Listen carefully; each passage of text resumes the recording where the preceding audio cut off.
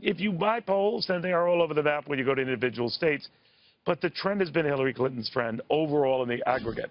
270 electoral votes is what you need, and she is benefiting more of late for Donald Trump's problems and tapes that are revealed and allegations that come out, less so from any attention paid to these WikiLeaks, where the coverage is, shall we say, slightly disproportional. Alan Patricof is a Greycroft Partners founder, longtime Hillary and Bill Clinton friend. Alan, very good to have you. Nice to be with you again, Neil. What do you make of where this race stands right now? Donald Trump says there is a force that's not reflected in the polls that will turn out for him. In other words, a lot of people are, I guess, by his reckoning, ashamed to say they're going to vote for Donald Trump, but they will on November 8th. What do you think? I think it's wishful thinking.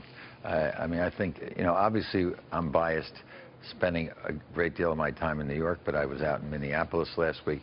I mean, it's hard to find avid Trump supporters. I know they're out there, but they're either hiding under bushes or around trees or someplace. But well, where were you spending your time? In New York City? Of course, but I just said I was out in Minneapolis. Oh, okay, because that's a hard place to find them, right? Yeah. So I just think that the polls, are not really, in my opinion, reflecting just how broad the spread may be. I mean, I've seen 11%, then you see it down at 4%, 2%. It's all over the place at the moment.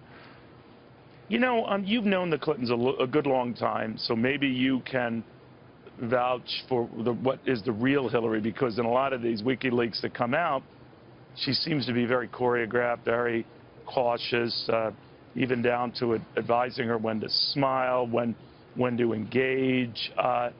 Is she that, tentative about every little detail? Neil, I think that anyone in a position she is in and having to face the onslaught continually of critics, which are relentless, frankly, and they have been for many, many years, has to be sensitive to everything they do. And I think that the real sad thing, in my opinion, personal opinion, is, knowing her as well as I do, is that the real Hillary Clinton is really not coming out. And I think, frankly, it will come out when she is President Clinton, because she has a very warm personality. She's very relaxed as a person. She does not need to be programmed. She's her own person, and she's very, very smart, has very good ideas. And I think that, unfortunately, in the being on camera all the time, she has to be a lot more circumspect about every single word and every action, whether turning to the left, turning to the right, what color she wears, everything you can imagine. And I think the relaxed... But I understand that, Al, but I mean, here's what confuses me.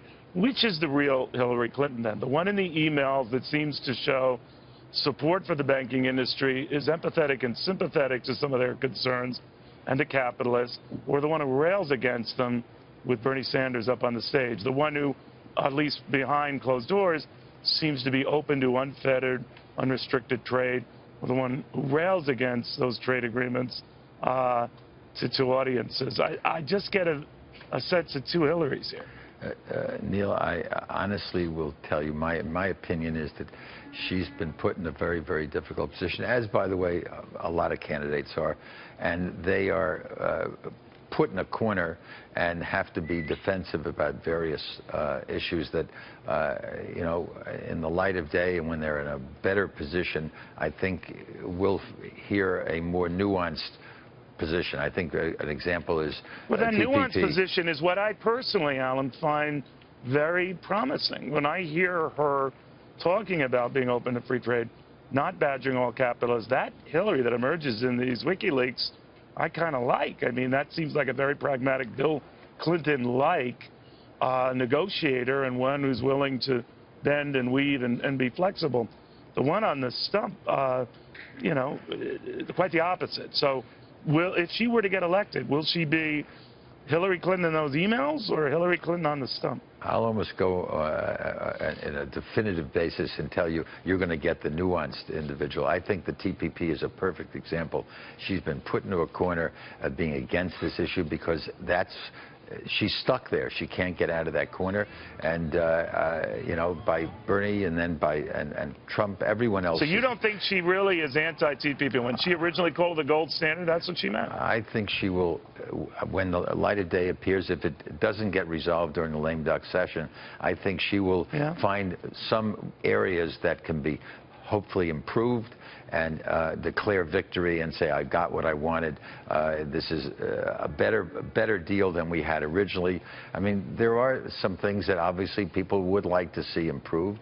And, you know, in the patent So what area, you're saying is she's much more amenable, flexible than she appears on the stump. And on trade is just an example, right? Absolutely, absolutely. I mean, I think if we don't pass TPP personally, I think it will be a real shame for American business. And it will be fighting in a world with one hand behind our backs.